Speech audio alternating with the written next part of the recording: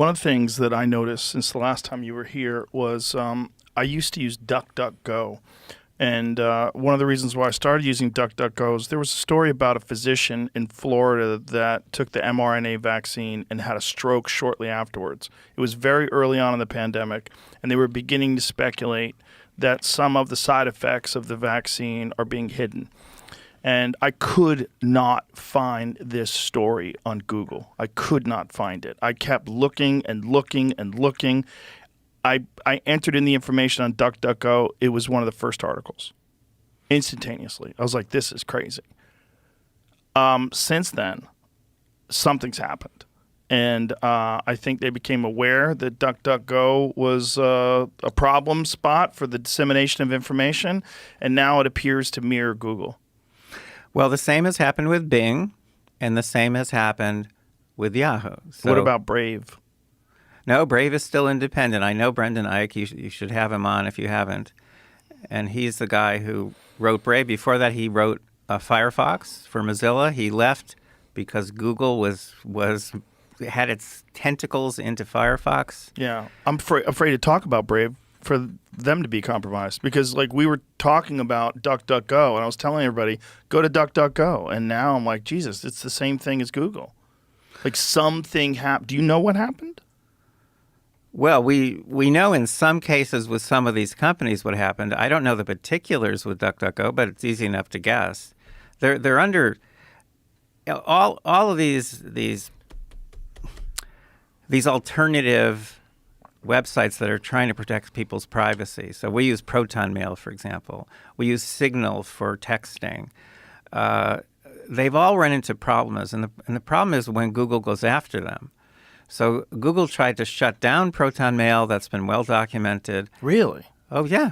Why did they try to shut down ProtonMail? What was their argument? Because they saw it possibly cutting in a little bit into their Gmail business. And they were brutal. They were brutal in suppressing any mention of ProtonMail anywhere. Don't forget, it's not just the search results. It's the search suggestions. It's the answer boxes. Right. How were they suppressing ProtonMail? The way they suppress everything else.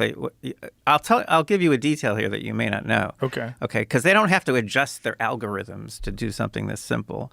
Their algorithms, all of them, as far as I know, check blacklists and check whitelists.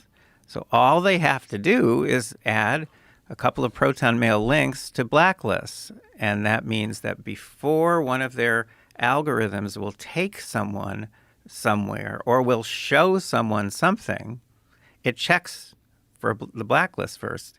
And if you put ProtonMail on the blacklist, it's suppressed and it doesn't appear. Well, let's look for it right now. Jamie, do me a favor, please, and pull up Google. Obviously, this is happening before the podcast is released, so they can't correct this because they didn't know you were coming on. They didn't know we were talking about this. So let's pull up Google real quick and put it up on the screen. And, okay, you already Googled it. Just let me see. Okay, right away it shows ProtonMail. And then below that, it shows Proton account, sign in. You use the Proton VPN. So how is it suppressing? This is not suppressing at all. Okay, now this is where my staff has warned me, don't be condescending to Joe Rogan. How is it condescending if I'm just asking you a question? You could just give me an answer. No, I know I could, but I was about to be condescending. Well, why would you be condescending if this is the question? This is the question. For ProtonMail, do the Google search. Okay. And then right away, the first thing is ProtonMail. Okay, but you're pushing me back into meltdown mode. And I'll tell you why. Well, tell me why. Because what account is this? Jamie's account. It's Jamie's account. If you actually want to know whether they're suppressing ProtonMail, you have to look over the shoulders of a large representative sample of people. You can't just look at Jamie's account. So you think that Jamie's account is curated to not hide ProtonMail? Well, of course it's curated. Well, technically, this is not my account.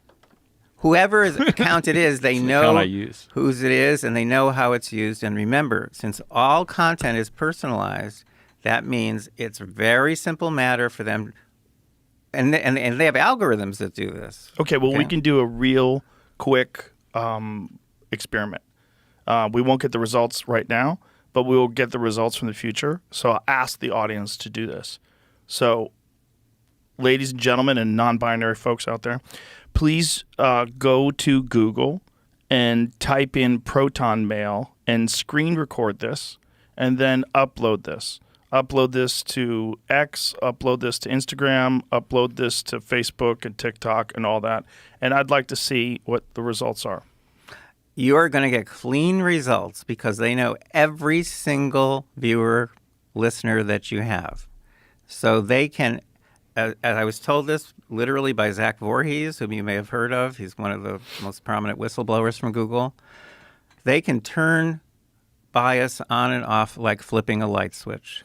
So you think they look for someone who listens to podcasts and they don't have bias towards them?